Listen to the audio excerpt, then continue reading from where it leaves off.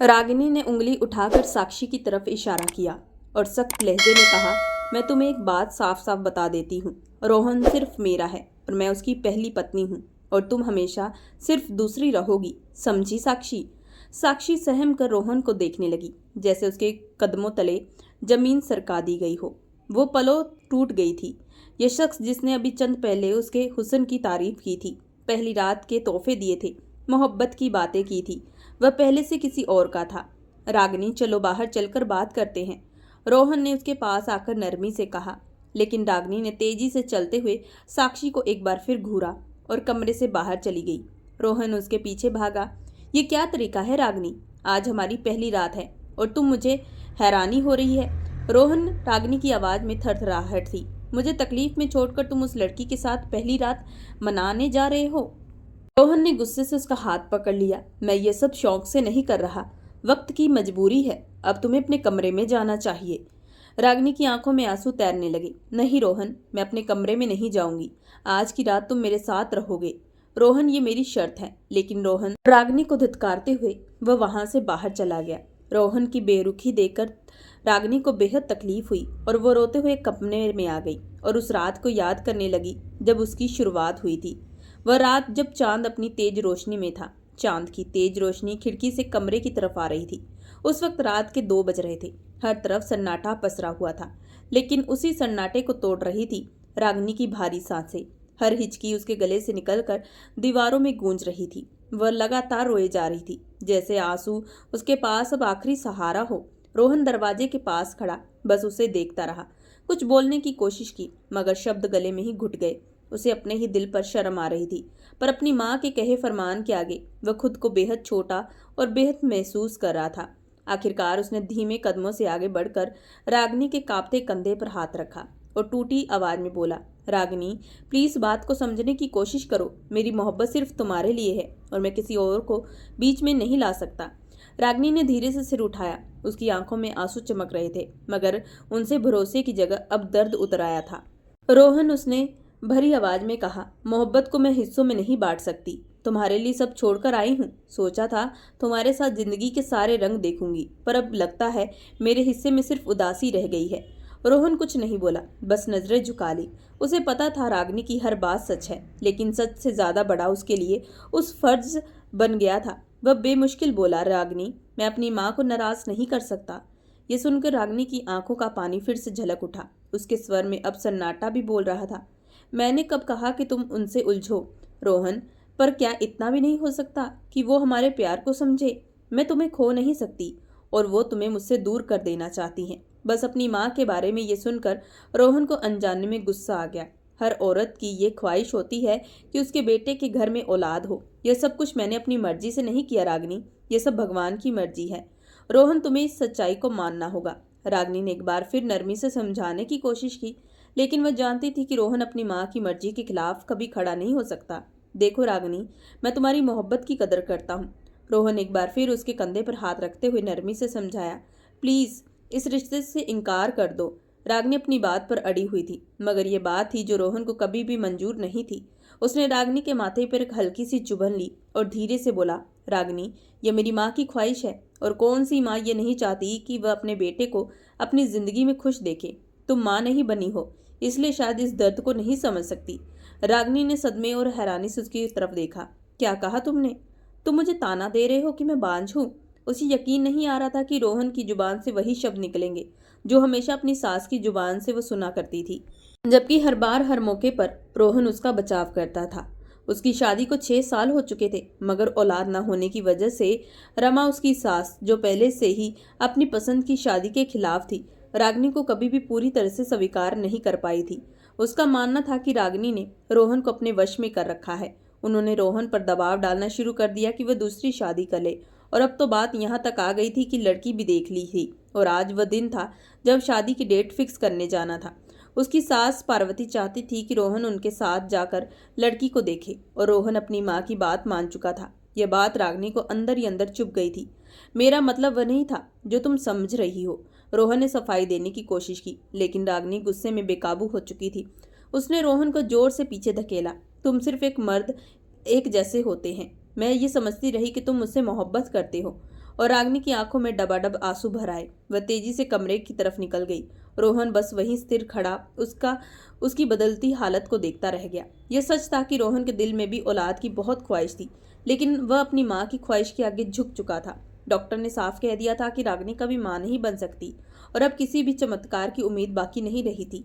एक लंबे समय तक रोहन ने अपनी मां को झूठे दिलासे देकर शांत रखा, मगर वह अपनी जिद पर अब अड़ी थी। हर हाल में रोहन को दूसरी शादी करनी होगी। जब रोहन अपनी मां के साथ उस लड़की के घर पहुंचता तो दरवाजा खुलने पर चेहरे से उसे अंदाजा हो चुका था कि एक मध्य वर्ग परिवार है। उनका पावित्री देवी के सामने झुक जाना इस बात का खुला सबूत था कि वे इस रिश्ते पर कितने खुश और आभारी थे।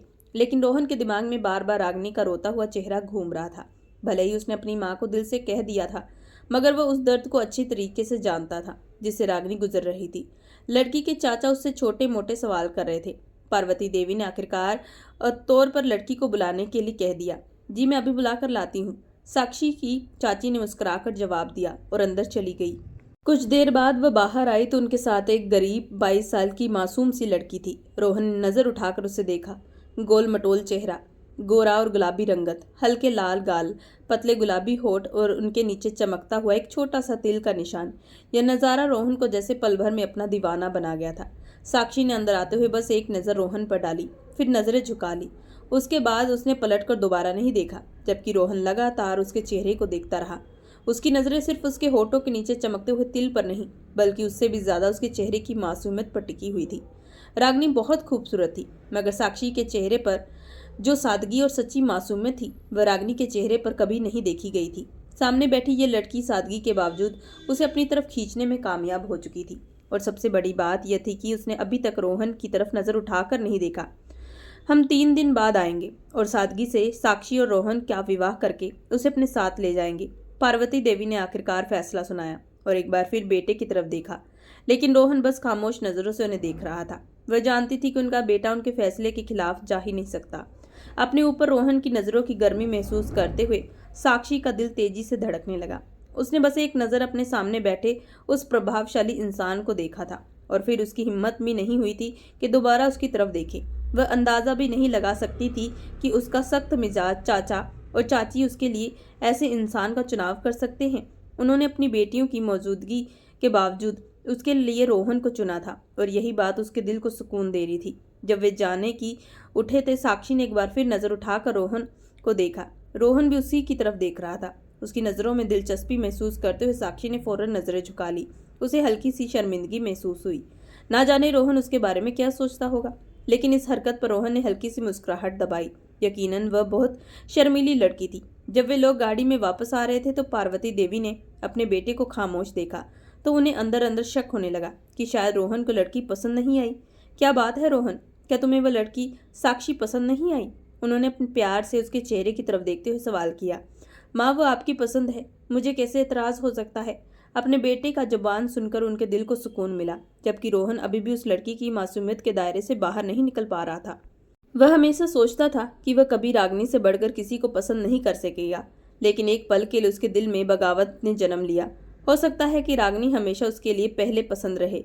इसमें कोई शक भी नहीं था कि वह उससे बहुत प्यार करता था, लेकिन रोज रोज के झगड़ों ने उसे थका दिया था। फिर भी वह उससे प्यार करता था और अब साक्षी से खुद को बचा पाना एक मुश्किल काम था। रागिनी बस अपने कमरे में बंद थी। रो रो कर उसने खुद को परेशान कर लिया था।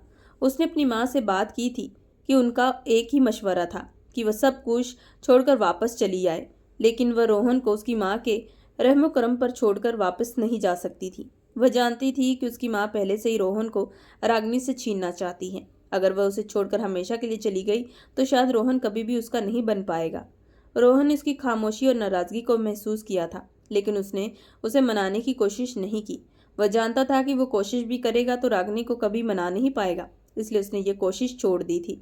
फिलहाल तो उसके दिल और दिमाग में सिर्फ साक्षी की छवि इतनी हावी हो चुकी थी कि वह खुद परेशान था। वह नहीं चाहता था कि उसके चेहरे के किसी भाव से रागिनी को यह अंदाजा हो सके कि उस लड़की से मिलने के बाद वह बेहद खुश और संतुष्ट है।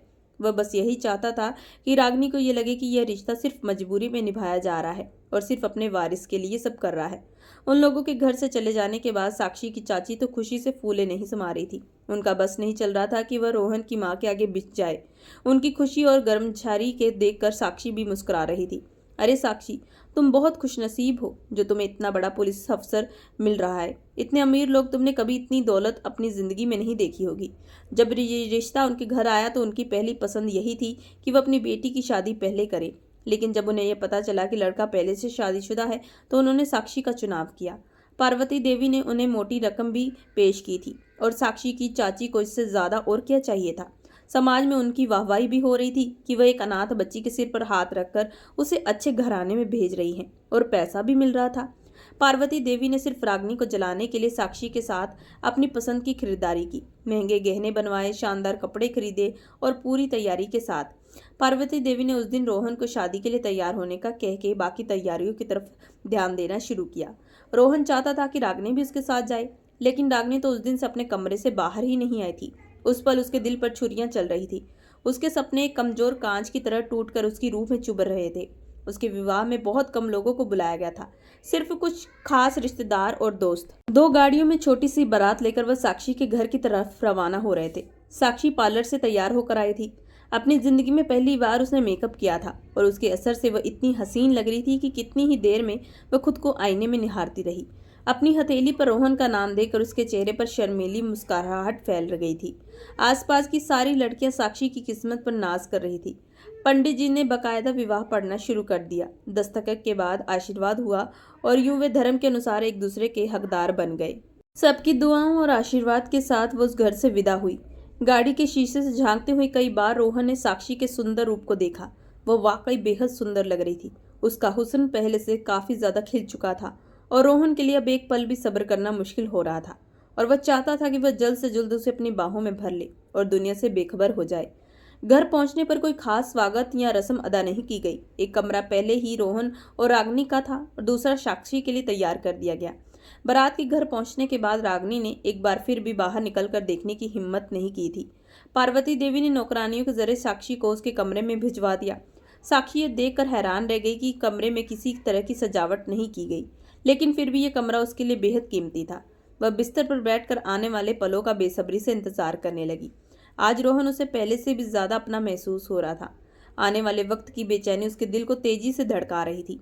उसकी हथेलियां बार बार पसीने से भीग रही थी।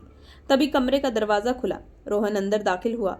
अंदर आते ही उसने साक्षी पर एक नजर डाली और रोहन के चेहरे पर मुस्कुराहट फैल गई। रोहन ने धीरे से हाथ बढ़ाया और उस दिल को छू लिया जिस पर साक्षी और भी सिमट गई। मैंने सोचा भी नहीं था कि तुम इतनी खूबसूरत होगी। रोहन के गहरे लहजे ने साक्षी को मजबूर कर दिया कि वह नजरें उठाकर उसे देखे। उसके दिल की धड़कनें तेज हो रही थी। वह खुद नहीं समझ पा रही थी कि क्या जवाब दे। बस एक हल्की सी मुस्कुराहट के साथ उसने दोबारा पलकें झुका ली। रोहन ने जेब से एक छोटा सा तोहफा निकाला और उसकी तरफ बढ़ाया। साक्षी ने झिझकते हुए तोहफा लिया और नरमी से अपनी मुट्ठी में दबा लिया। आज हमारी पहली रात है। इस मौके पर तुम्हें कुछ खास तो महसूस हो रहा होगा ना? रोहन ने दिलचस्पी से पूछा। उसकी बात सुनकर साक्षी और भी शर्मा गई। वह शख्स हद से ज्यादा आकर्षक और दिल चुभने वाला था। मैं तुम्हें कैसा लग रहा हूँ? उसने साक्षी का हाथ थामते हुए नरमी से पूछा। आप बहुत हैंडसम हैं। उसके लहजे की मासूमियत सुनकर रोहन के चेहरे पर खुशी की लहर दौड़ आई। उसकी आंखों में अपने लिए मोहब्बत के भाव साफ झलकने लगे। वह थोड़ा सा आगे बढ़ा, जैसे अपने होठ उसके होठों पर रखना चाहता हो, लेकिन अचानक कमरे के दरवाजे पर जोरदार दस्तक हुई। साक्षी चौंक गई। उसने डरी हुई नजरों से दरवाजे की तरफ देखा। रोहन के चेहरे पर भी बेचैनी छा गई। जैसे उसने दरवाजा खोला, सामने खड़ी रागिनी को देखकर वह दंग रह गया। वह दरवाजा बंद करके बाहर जाने ही लगा था कि रागिनी ने उसे एक तरफ धकेल कर अंदर कदम रखा। उसकी निगाहें साक्षी पर जमी थी। एक पल के लिए वह ठिठक गई, जैसे उसकी उम्मीद की उलट कोई और नजारा सामने आ गया हो। जब उसने सोचा कि कोई अधेड़ उम्र की औरत होगी, वहां एक बहुत ही मासूम, बहुत ही सादी 22 साल की लड़की खड़ी थी और उसकी आंखों में मासूमियत साफ टपक रही थी। रागिनी का दिल अंदर ही अंदर जलने लगा। तुम यहाँ इस तरह सिमट कर किसका इंतजार कर रही हो? साक्षी घबरा गई। उसे कुछ समझ में नहीं आ रहा था कि ये औरत कौन है और ये इतने गुस्से से बात क्यों करी है। वह मदद मांगने वाली नजरों से है रोहन की तरफ देखने लगी, जो खुद भी रागिनी के सामने खड़ा खामोश था। पिछले आधे घंटे से इन सारी बातों को सोचते हुए रागिनी की आंखों से लगातार आंसू बह रहे थे और रो रो कर उसकी आंखें लाल भी हो चुकी थी कि तभी कुछ देर के बाद कमरे का दरवाजा खुला और जैसे उसने सामने खड़े शख्स को देखा तो रागिनी के चेहरे पर एक हल्की सी मुस्कुराहट थी, क्योंकि सामने खड़ा आदमी कोई और नहीं बल्कि उसका पति रोहन था। जो कुछ देर पहले उसे झगड़ा करके अपनी पहली पत्नी के पास जा चुका था। लेकिन अपने सामने अपनी पति को देखकर रागिनी साफ समझ चुकी थी कि रोहन आज भी उससे बेपनाह मोहब्बत करते हैं। वह दौड़ते हुए अपने पति के गले लग गई और कहने लगी, मुझे विश्वास था कि आप मेरे पास जरूर आएंगे। ये कहते हुए वह एक बार फिर से रोहन के गले लगने वाली थी, तभी रोहन कहने लगा, नहीं रागिनी, मैं तुम्हें यहाँ पर समझाने आया था कि तुम रोना धोना बंद करो और चुपचाप जाकर सो जाओ, क्योंकि मैं अब और तमाशा नहीं चाहता। नहीं रोहन, आज की रात तुम मेरे साथ रहोगे। रोहन, ये मेरी शर्त है। रागिनी की आवाज में फैसला करने वाली सख्ती थी। रोहन ने अविश्वास से उसकी तरफ देखा, जैसे वह समझ ही नहीं पाया कि वह क्या कह रही है। पागल हो गई हो क्या रागिनी? आज उसकी पहली रात है, वह क्या सोचेगी? मुझे कोई परवाह नहीं कि वह क्या सोचती है रोहन। रागिनी की आवाज कांप रही थी, लेकिन उसमें भावनाओं का तूफान चल रहा था। मुझे सिर्फ तुम चाहिए, सिर्फ तुम। रोहन को महसूस हुआ कि वह उसे काबू में नहीं रख पाएगा, अन्यथा दिल पर पत्थर रखते हुए उसने उसके साथ जाने का फैसला कर लिया। लेकिन उसके दिल में कुछ और ही चल रहा था। जैसे वह उदासी से रागिनी के कमरे में दाखिल हुआ, रागिनी फौरन उससे लिपट गई, लेकिन रोहन के अंदर एक बस झुलझुलाहट सी थी। रागिनी उसके करीब आती जा रही थी, लेकिन उसका दिल अभी भी साक्षी में अटका हुआ था। वह उसे पाना चाहता था, उसे अपनी बाहों में लेना चाहता था, मगर विचारों को झटक कर उसने खुद को रागिनी की तरफ मोड़ने की कोशिश की और वह अपने मकसद में कामयाब हो गई। दोनों की धड़कनें तेज हो चुकी थी, जबकि दूसरे कमरे में साक्षी दरवाजे से उसकी धीमी आवाजें सुनकर वापस आ गई। उसकी आंखों से आंसू बेकाबू होकर बहने लगे।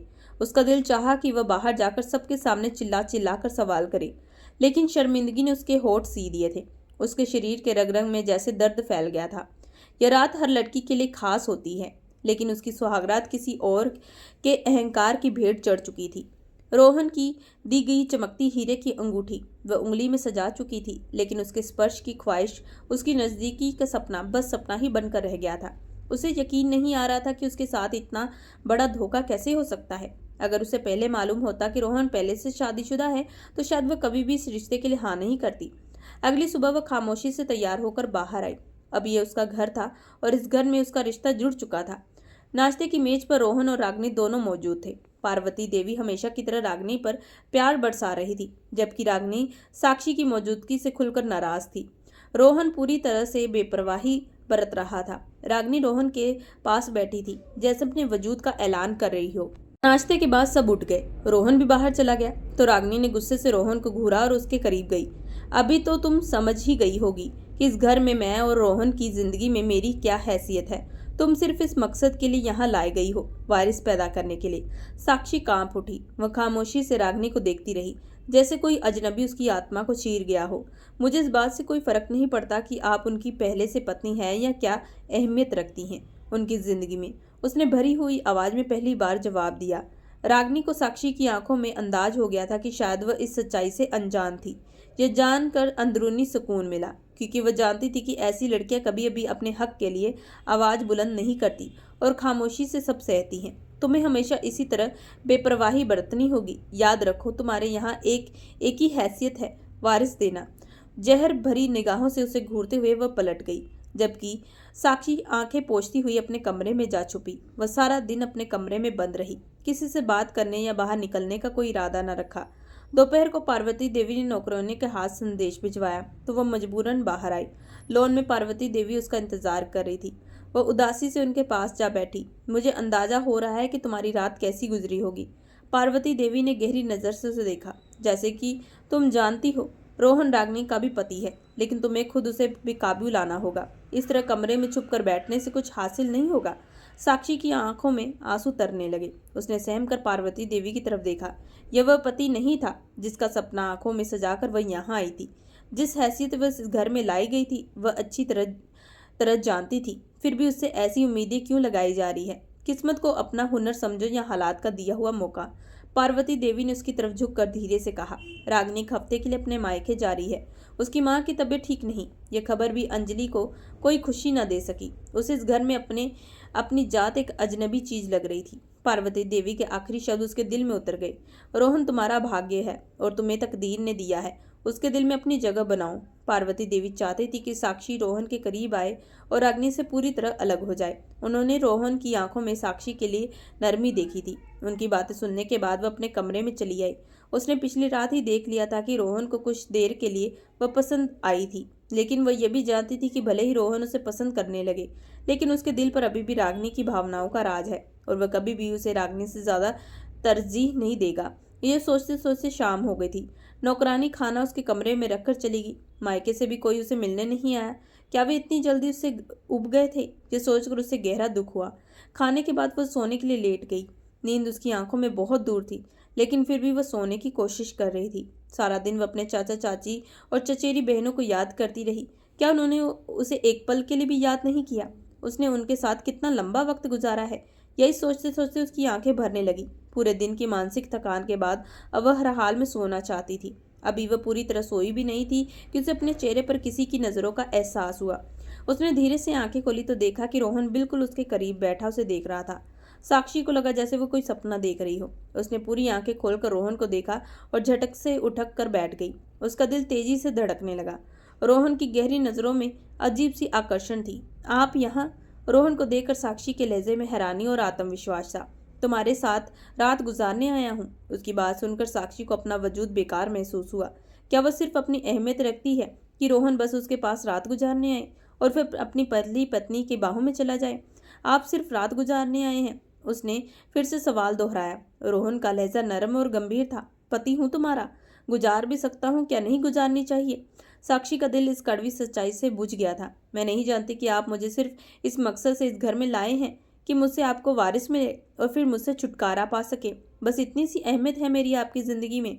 मैं अच्छी तरह जान चुकी हूँ कि वह रोहन से दूर हुई है। और उसकी आंखों में झांक कर बोली। उसका लहजा रोहन को बिल्कुल पसंद नहीं आया। वह पहले ही रागिनी के ऐसे रवैये से तंग था। अब अंजलि भी वही रास्ता अपना रही थी। पागल मत बनो अंजलि, मैं तुम्हारा पति हूँ, तुम मेरी पत्नी हो। हमारे बीच जो भी है वह सही है, चाहे औलाद के लिए ही सही। रोहन ने उसे समझाना चाहा, लेकिन वह और भड़क उठी। ये बात आपको अपनी पहली पत्नी को समझानी चाहिए थी, जो शादी की पहली रात आपको घसीट कर अपनी बाहों में ले गई थी। यह अन्याय नहीं है? साक्षी दर्द से फट पड़ी। रोहन ने झुंझुलाकर उसकी कलाई थाम ली और उसे अपनी तरफ खींचा। यह तुम्हारे लिए कोई नई बात नहीं है, ना ही तुम्हें कोई धोखा दिया गया है। तुम पहले से जानती थी जिससे तुम्हारी शादी हो रही है वह पहले से शादीशुदा है और तुम्हारी चाची ने तुम्हारे साथ शादी के बदले हमसे मोटी रकम भी ली है। रोहन अब गुस्से में था। उसे साक्षी के इस रवैये की उम्मीद नहीं थी। झूठ, बिल्कुल झूठ बोल रहे हैं आप। साक्षी को यकीन नहीं आ रहा था कि उसकी चाची इतना गिर सकती है कि उसे पैसों के बदले किसी के हवाले कर दे। अगर तुम्हें यकीन नहीं आता तो जाकर अपने चाचा चाची से पूछ लो। मैं नहीं जानता कि तुम्हें सच्चाई से अनजान रखा गया था या तुम मासूम बनने की कोशिश कर रही हो। रोहन अब भड़कने लगा था। वह साक्षी की बाहों में सुकून चाहता था, उसे अपनी गिरफ्त में लेना चाहता था, लेकिन यहाँ सिर्फ बहस हो रही थी। साक्षी बस उसे अविश्वास से देख रही थी। वह गुस्से से घूरता हुआ कमरे से बाहर चला गया। अपनी इज्जत को ठेस पहुंचने के बाद वह अब कभी भी उससे अपने हक का दावा नहीं करना चाहता था। साक्षी को यकीन हो गया था कि वह इस घर में सिर्फ एक वारिस पैदा करने के लिए लाई गई है। अगर वह माँ बन भी जाती तो शायद उससे बच्चा छीन कर उसे इस घर से हमेशा के लिए निकाल दिया जाएगा। रोहन पहले से रागिनी की मौजूदगी से घुटन महसूस कर रहा था। अब साक्षी ने भी उसे अपने करीब नहीं आने दिया। पार्वती देवी लगातार उस पर दबाव डाल रही थी कि वह साक्षी से अपना रिश्ता पूरी तरह स्वीकार कर ले। एक दिन रोहन थाने में था जब इंस्पेक्टर गौतम ने आकर बताया कि इमरजेंसी कॉल आई है, जिसमें किसी लड़की ने बताया है कि उससे जबरदस्ती एक घर में कैद करके रखा गया है और वह पुलिस की मदद चाहती है। कौन? तुमने पता नोट किया? रोहन ने पूछा। इंस्पेक्टर गौतम ने हिचकिचाते हुए कहा, जी सर, वह लड़की ने जो नाम बताया है, पता बताया है, वो आपके घर का है और उसने अपना नाम साक्षी शर्मा और पिता का नाम रमेश शर्मा बताया है। उसने कहा है कि उसे जबरदस्ती कैद किया गया है और उसके साथ अत्याचार किया जा रहा है। यह सुनकर रोहन का चेहरा गुस्से से लाल हो उठा। उसे यकीन नहीं आया कि साक्षी इतनी बड़ी हद पार कर सकती है। उसने तो उसे वक्त दिया था कि वह इस रिश्ते को अपनाने के लिए खुद को तैयार कर सके, लेकिन बदले में उसे यह मिला। गुस्से और पीड़ा से भरा हुआ रोहन तेजी से गाड़ी लेकर घर की तरफ रवाना हुआ। उसका दिल सुलग रहा था। घर पहुंचते ही वह सीधा साक्षी के कमरे में गया। साक्षी आईने के सामने खड़ी आराम से तैयार हो रही थी। उसने नौकरानी से फोन लेकर पुलिस को कॉल कर दी थी और अब इंतजार कर रही थी कि पुलिस कब आएगी। मगर जैसे उसने रोहन को गुस्से भरे हुए अपने कमरे में दाखिल होते देखा, उसका दिल तेजी से धड़कने लगा। रोहन ने आगे बढ़कर उसकी कलाई पकड़ी और उसे अपने करीब खींच लिया। इतनी हिम्मत कि तुम पुलिस में मेरे खिलाफ शिकायत करो? साक्षी डर के मारे कांप उठी। आज मैं तुम्हें इस रिश्ते की असलियत दिखाऊंगा। ये कहते हुए रोहन उसे अपने कमरे से बाहर खींच लिया और जबरदस्ती अपनी गाड़ी में बिठा दिया। पार्वती देवी अपने कमरे में थी, इसलिए इस सारी स्थिति से अनजान थी। छोड़िए मुझे रोहन, आप मुझे कहाँ ले जा रहे हैं? साक्षी डर से कांप रही थी। उसने सोचा भी नहीं था कि रोहन को उसकी इस हरकत का पता चल जाएगा। रोहन उसे एक फ्लैट में ले गया। रास्ते में उसने एक शब्द भी नहीं कहा। आप मुझे कहाँ और क्यों ले जा रहे हैं? साक्षी ने हिम्मत जुटाकर पूछा। रोहन ने उसे और करीब खींच लिया। आज मैं तुम्हें इस रिश्ते की अहमियत समझाऊंगा। यह कहकर उसने साक्षी को धक्का देकर बिस्तर पर गिरा दिया और वह पूरी ताकत से साक्षी पर हावी हो चुका था। पहले वो उसे मोहब्बत से अपनाना चाहता था, लेकिन आज उसके सब्र की हद खत्म हो चुकी थी। रोहन प्लीज मुझे माफ कर दीजिए, साक्षी गिड़गिड़ाई, मगर रोहन को अब कोई परवाह न थी। वह अपने हक को हर हाल में हासिल करना चाहता था। उस दिन साक्षी को एहसास हुआ कि वह रोहन के सामने कुछ भी नहीं थी, चाहे वह माने या ना माने। अगले 15 दिनों तक साक्षी उसी फ्लैट में रही। रोहन उसका सारा सामान भी वहां ले आया और साफ साफ बता दिया कि अब हर रात वह उसके साथ रहेगी। धीरे धीरे उनके बीच की दूरी कम होती गई, मगर फिर भी साक्षी यही समझती थी कि रोहन उसे सिर्फ अपनी हवस के लिए इस्तेमाल कर रहा है और जब उसका वारिस आएगा तो वह हमेशा के लिए छोड़ देगा। और फिर उसे मालूम हुआ कि वह माँ बनने वाली है। जैसे उसने टेस्ट स्ट्रिप हाथ में ली, उस पर नजर डाली एक अनजान डर, बेचैनी और आंखों में नमी सी छा गई। जब वह बाहर निकली तो रोहन ने सवालिया नजरों से देखा। साक्षी ने नजरें झुका ली। उसके चेहरे के बदलते रंग रोहन को सब कुछ समझा गए थे कि वह माँ बनने वाली थी। अगले दिन रोहन उसे लेकर पार्वती देवी के सामने खड़ा था। यह खबर सुनकर जहां रागिनी के दिल में एक बार फिर से अधूरापन और कमी का जख्म ताजा हो गया, वहीं पार्वती देवी खुशी से झूम उठी। उन्होंने जिद की कि रोहन और साक्षी अब उनके साथ इस घर में रहे, मगर रोहन ने इनकार कर दिया। साक्षी ने लाख कोशिश की कि वह रोहन से दिल से न जुड़े, लेकिन रोहन की मोहब्बत, उसका स्पर्श, उसकी ईमानदारी, यह सब कुछ साक्षी के दिल पर ऐसा असर कर गया कि वह ना चाहते हुए भी रोहन की मोहब्बत में गिरफ्तार हो गई। रोहन की नज़दीकी उसे सुकून देती और अब माँ बनने का एहसास उसे पूरा करा चुका था। हर गुजरते दिन के साथ रागिनी के दिल में एक खालीपन और गहरा होता जा रहा था। दूसरी तरफ साक्षी का भरा हुआ पूरा वजूद उससे जलन नहीं देता था, मगर फिर भी उसके अंदर एक अधूरापन का एहसास करवटें ले रहा था। उस दिन रोहन शहर से बाहर था, तब अचानक नौकरानी का घबराया हुआ कॉल आया। छोटी मालकिन की तबीयत बहुत ज्यादा बिगड़ गई है, फौरन आ जाएं। ये सुनकर रोहन के पैरों तले जमीन खिसक गई। उस वक्त पार्वती देवी घर पर मौजूद नहीं थी। कुछ समझ में नहीं आया तो रोहन ने फौरन रागिनी को कॉल की। रागिनी प्लीज फौरन जाकर साक्षी को अस्पताल ले जाओ, मैं बहुत दूर हूँ, मैं अभी नहीं पहुँच सकता। फोन सुनते ही रागिनी ने बिना कोई सवाल किए फोन बंद किया और अपनी हर नाराजगी, हर तकलीफ को पीछे छोड़कर खड़ी हो गई, उस जान की हिफाजत के लिए जिसकी कमी उसे सारी जिंदगी महसूस होनी थी। साक्षी दर्द से तड़प रही थी। बहुत ज्यादा तकलीफ में उसने रागिनी का हाथ मजबूती से पकड़ लिया, जैसे वही उसका आखिरी सहारा हो। रागिनी उसे फौरन अस्पताल ले आई, मगर तब तक साक्षी की हालत बहुत ज्यादा नाजुक हो चुकी थी। कुछ देर बाद पार्वती देवी अस्पताल पहुंची और लगभग 2 घंटे बाद रोहन भी भागता हुआ पहुंचा, मगर डॉक्टर ने जो खबर सुनाई सबके लिए सदमे से कम नहीं थी। मरीज की हालत बहुत नाजुक है, हमें या तो माँ को बचाना होगा या बच्चे को, दोनों को बचाना बहुत मुश्किल है। हालांकि नामुमकिन नहीं, लेकिन खतरा बहुत ज्यादा है। डॉक्टर की बात सुनकर रोहन के दिल की धड़कनें थम गई। एक तरफ वह लड़की थी जिसे अब वह खुद से अलग करने का सोच नहीं सकता, और दूसरी तरफ वह मासूम जिसका वह बेसब्री से इंतजार कर रहा था। पार्वती देवी की ख्वाहिश थी कि बच्चे को बचाया जाए, जबकि रागिनी बस खामोशी से रोहन के फैसले का इंतजार कर रही थी। रोहन ने डॉक्टर की तरफ देखा और बिना किसी हिचकिचाहट के कहा, डॉक्टर साहब मेरी पत्नी को बचाएं, मुझे इस वक्त सबसे ज्यादा उसकी जरूरत है। डॉक्टर ने रोहन के कंधे पर हमदर्दी से हाथ रखा और ऑपरेशन के लिए अंदर चले गए। रोहन वहीं कुर्सी पर बैठ गया, बिल्कुल एक टूटे हुए इंसान की तरह खामोश बिखरा हुआ, और अपने ईश्वर के सामने दिल ही दिल में प्रार्थना करने लगा। उस दिन रोहन की आंखों में आंसू रुकने का नाम नहीं ले रहे थे। रागिनी बस खामोशी से उसे देखती रही, और पार्वती देवी को भी यकीन नहीं आ रहा था कि इतने सालों के बाद जो खुशी मिली थी वह इतनी जल्दी उनसे छिनने वाली थी। खून का इंतजाम भी आसान नहीं था, क्योंकि साक्षी का ब्लड ग्रुप बहुत दुर्लभ था, जो बड़ी मुश्किल से मिल सकता था। उस दिन रोहन को बहुत ज्यादा एहसास हुआ कि साक्षी उसकी जिंदगी में क्या मायने रखती है। वह हमेशा यही समझता रहा कि वह खुद को रागिनी की मोहब्बत से कभी आजाद नहीं कर पाएगा, लेकिन यह सच था कि आज भी वह रागिनी से बेपनाह प्यार करता था। रागिनी का साथ उसके लिए सबसे बड़ा सहारा था, लेकिन अब हालात बदल चुके थे। अब यह मुमकिन नहीं रहा था कि वह साक्षी को छोड़ दे। उसकी जुदाई अब रोहन के लिए सांस रोक देने के बराबर थी, और उस दिन उसने किसी और को नहीं, सिर्फ साक्षी की जिंदगी को चुन लिया था। काफी देर के बाद डॉक्टर बाहर आए और जो खबर सुनाई वह रोहन के लिए यकीन करना मुश्किल था। मुबारक हो रोहन साहब, यकीन करें यह किसी चमत्कार से कम नहीं। हमें खुशी है कि न सिर्फ आपकी पत्नी सुरक्षित है, बल्कि आपका बेटा भी ठीक है। भगवान ने आपके बेटे की दौलत से नवाजा है। ये सुनते ही रोहन की आंखों से आंसू बहने लगे। वह जितना भी अपने ईश्वर का धन्यवाद करता कम था। कुछ देर बाद साक्षी को होश आया। जैसे रोहन ने अपने बेटे को बाहों में उठाया, एक बार फिर वह भावनाओं से भर गया। वह नन्हा सा शरीर रोहन की हूबहू तस्वीर था। अपनी छोटी छोटी आंखें खोलकर वह अपने पिता को देख रहा था। रोहन ने बच्चे को पार्वती देवी की तरफ बढ़ा दिया और खुद उठकर कमरे से बाहर निकल आया। नर्स साक्षी के पास खड़ी होकर मुस्कुरा रही थी। आप बहुत खुशनसीब है, नर्स ने कहा। इतने सालों सालों बच्चे का इंतजार करने के बावजूद आपके पति ने आपकी जान को चुना था। साक्षी खामोशी से नर्स की बात सुन रही थी। उसे वह पल याद आया जब डॉक्टर ने कहा था कि वो सिर्फ एक जान बचाई जा सकती है, तो उसका दिल बुरी तरह से कांपा था। मगर रोहन के फैसले ने उसे हैरान कर दिया था। उसे अफसोस हुआ कि वह जिस शख्स पर हमेशा शक करती थी, वही शख्स उसके लिए रोशनी का चमक निकला। रोहन वापस आया। उसने साक्षी का हाथ थामा और उसके माथे पर एक हल्की सी चुभन ली। साक्षी ने सुकून से आंखें मूंद ली। आज उसकी दुनिया पूरी हो चुकी थी। मुझे माफ कर दीजिए रोहन, मैंने जितना आपका दिल दुखाया उसके लिए आपकी आंखों में आंसू झलक पड़े। रोहन ने नरमी से उसके आंसू पोंछे और कहा, हमने जितना एक दूसरे का दिल दुखाया, आज हम उतने ही एक दूसरे के लिए सुकून बन चुके हैं। मैं नहीं चाहता कि इस खूबसूरत आंखों में फिर कभी आंसू देखूं। उसी पल पार्वती देवी बच्चा उठाए कमरे में दाखिल हुई। रोहन ने उन्हें देखा और धीरे से बाहर निकाला। रागिनी अभी भी बाहर कुर्सी पर सिर झुकाए बैठी थी। रोहन उसके पास आया, उसका हाथ थामकर बोला, क्या तुम हमारा बच्चा नहीं देखोगी रागिनी? रागिनी नम आंखों से उसकी तरफ देखा। अपने अधूरेपन का एहसास लिए वह किसी खुशी में रुकावट नहीं बनना चाहती थी। रोहन ने नरमी से उसका हाथ थामा और उसे अंदर ले गया। न जाने क्यों आज वह झिझक रही थी। पार्वती देवी ने मुस्कुराकर बच्चा रागिनी की गोद में रख दिया। बच्चे को देखते ही रागिनी फूट फूट कर रो दी।